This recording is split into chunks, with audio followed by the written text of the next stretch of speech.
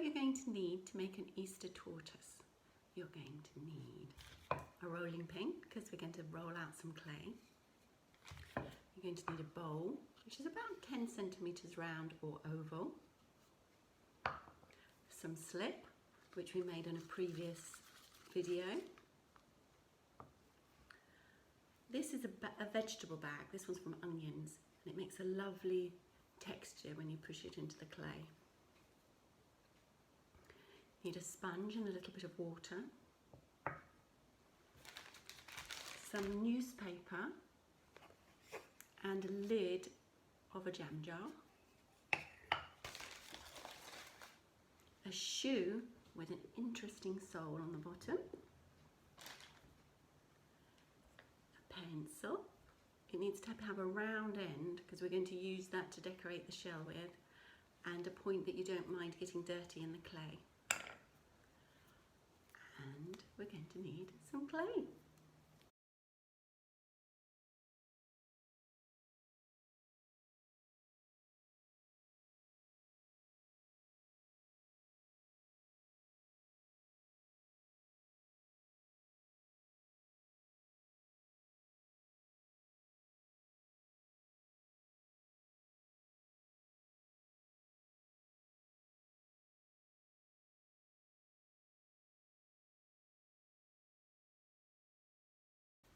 First we wedge the clay, getting rid of any bubbles and making sure it is the same dampness all the way through. Then taking a normal rolling pin, we roll it out. Turn it a bit.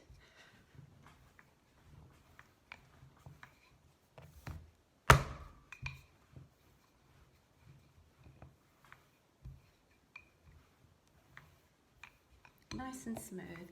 We want it big enough to cut out 2 circles from here. Now it's all rolled out, and we're going to choose a shoe that has an interesting sole on it. Maybe one that looks like a shell of a turtle. I've got this one, which makes an interesting pattern. It's all sort of crisscrosses, but it's a little worn, so it's not so well defined. I've got this one, which is nice, but again, it's not such a strong pattern, but both of these would work. But my favourite one is this one on the bottom of my boot. It's got really deep grooves in it. Make sure you press it all the way in the middle and at the edge. And again, in the middle and at the edge. You need 2 pieces because you need a top of the shell for the turtle and the bottom bit. There's some lovely shaping, a lovely indent. Now I've got this bowl, it's a plastic bowl and it's an oval, but you can do it with a round bowl. I'm just going to choose the best bit of the print. I think I'm going to have it in a bit. I really like the zigzags, so I want to make sure I get all of the zigzags. It's a bit like cutting out pastry for mince pies. There's one, and here's the other one. Just turn it a little bit. There we go. We're going to use the rest of this clay for the head and the legs.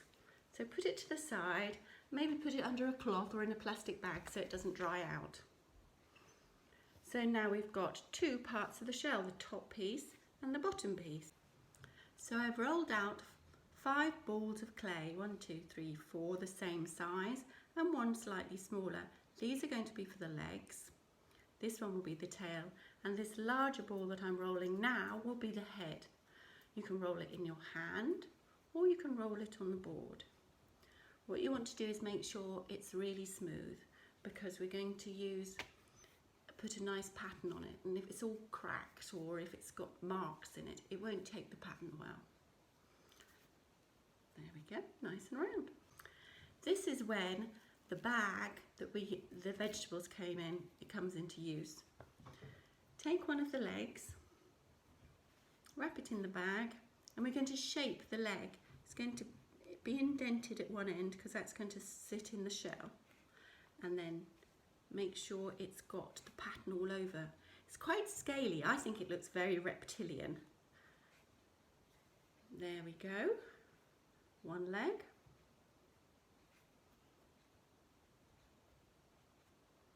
Two legs.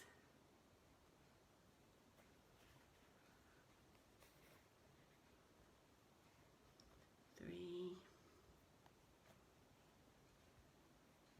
Four legs. Now this bit here is going to be the tail, the smaller one. So make it into a slightly oval shape and wrap it out round again. And then just squeeze the end because it's going to go in the shell. And of course then we have the head. With the head, we're going to have a little bit of a neck as well. So we'll roll it up, nice round head shape. And we're going to squish, probably more into this, put more of the clay into this bit so that he has a little neck and he can be looking up at you. Some lovely texture there. Here we go. Now we're going to stick it all together. Have a look at your shells. One of them probably have taken the print better than the other. I think this one looks better. So I'm going to have this one on the bottom, turn it over, and I'm going to attach the legs. To do this, I'm going to use my pencil, make lots of marks all the way around the inside of the shell, like that. And I'm going to do put some marks onto the foot as well. And the slip, which we've made it in the video about the rabbits making rabbit egg cup, it's just bits of clay and water. We put that round the edge.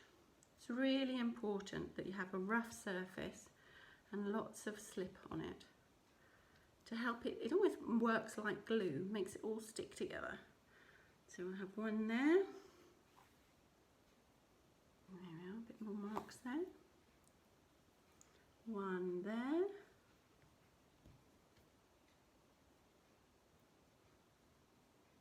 One there.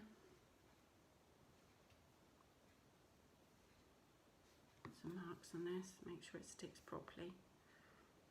One there. Okay. Then we want his tail at this end, I think.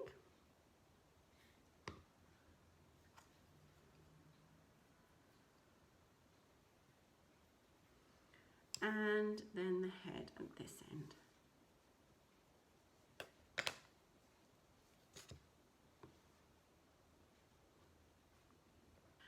Now we're going to put the lid on the shell, but if I put that like that, it looks quite flat to me.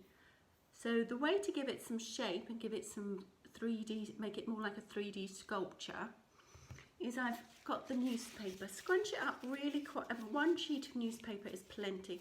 Scrunch it up quite small and then put it inside. That's going to give you some shape to the shell. There we are, we're going to pop that on like that. But first, before we put it on, we're going to put some more slip on all around the edges again. Using the sharp end of the pencil.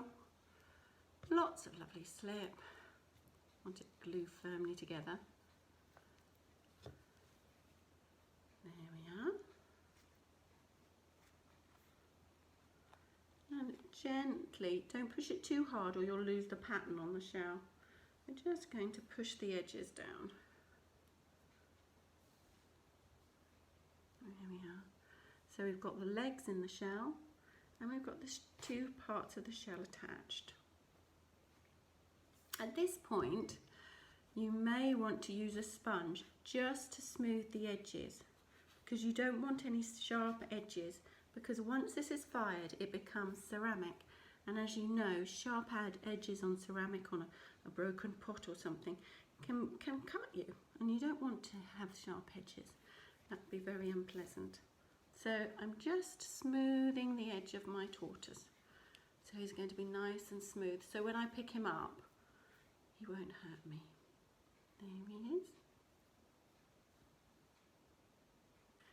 Now I've smoothed all the edges, made him quite firm made him solid so make sure the legs won't fall off and the tail secure.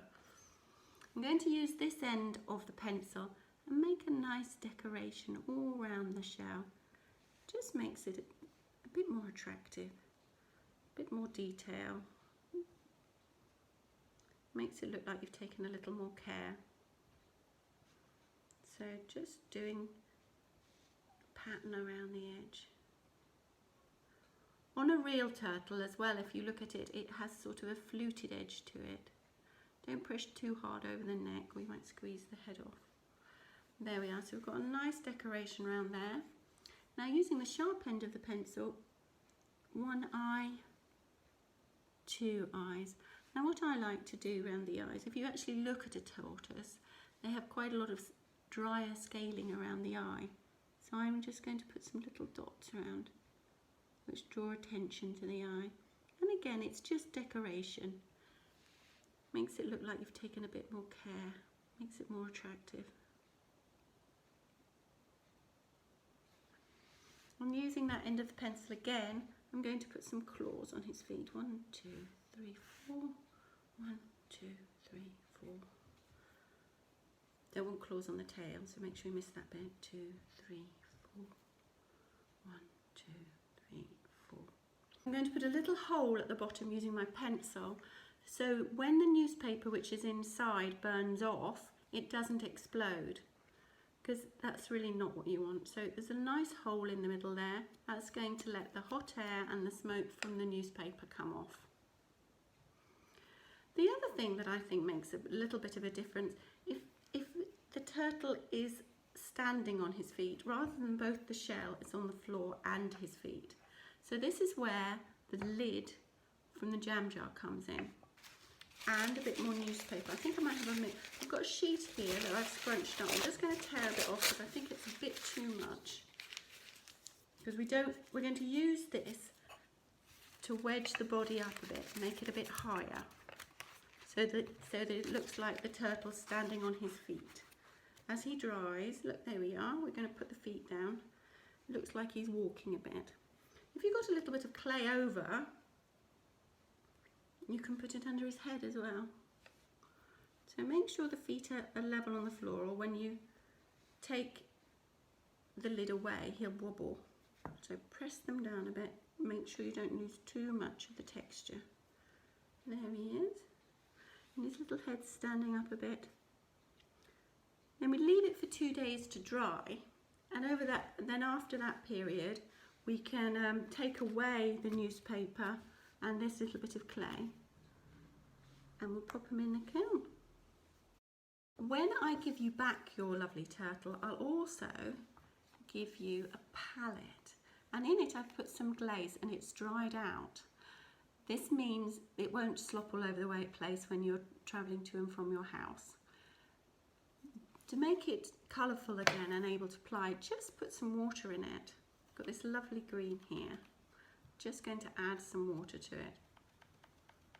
Doesn't have to be too runny, just enough to make a mark on the shell. I'm going to have a nice green shell, I think, on the turtle. So we're going to use these paint on glaze to make the pattern now. I'm going to have some nice green stripes up here. I mean, you can paint it, you can glaze it however you like. You might want to put lots of green on it, or you could have a blue one if you wanted. It's whatever colours that you like. You might want a colourful rainbow one. But I think I'm going to have a nice green one. Look, there he is, nice and stripy. In between the green, I might put a bit of blue. There we go. So it's mostly green. But if I put a bit of blue and green together, it's sort of a bluey green then. So I'm going to mix up my blue glaze. Now I've painted a bluey green shell at the top and a bluey green shell at the bottom.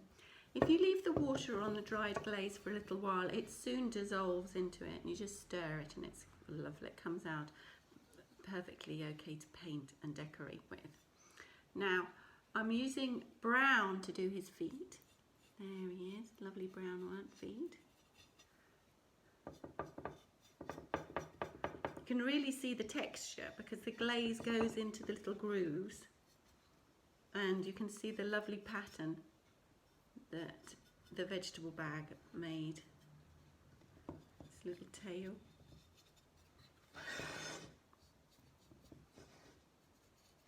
Around the legs. You don't paint on the bottom of the feet where it's touching the ground, because when it's in the kiln, the glaze will melt and make it stick to the shelf. So you only paint the sides and the tops, not the bits that will touch the bottom of the shelf. Otherwise I'll have to get a chisel to get it off the shelf, and it will ruin both the lovely little turtle and the shelf. There we are, so there's a nice brown foot. Now I've painted the face and the feet. It's really important to make sure you haven't left any white bits. Oh look, I've missed the edge of that foot, so I'm just going to do the side of that foot. Oh, and the side of this cheek a bit. You can put the more layers you put on, the darker the colour will become. Once you return them to me, I'll dip them in some clear glaze to make them shiny, because this way of using glaze makes it matte. There we are. I think I've got all the little spaces now. And there he is. I hope yours can be all sorts of colours, because I've got yellows and reds and whites and blacks. Now they've come out the kiln, they're lovely and warm. To be careful, I don't burn my fingers. See, the glaze has come out great. It's really shiny, and all the little features of the face. I think I like the green one best, but I have also done a yellow one. But you can choose which one you like better. This one's got a best eye, look, its head's slightly tilting. So whichever yours turns out with, I'm sure it'll be fantastic. Thank you for watching. I hope you've enjoyed making some beautiful Easter turtles.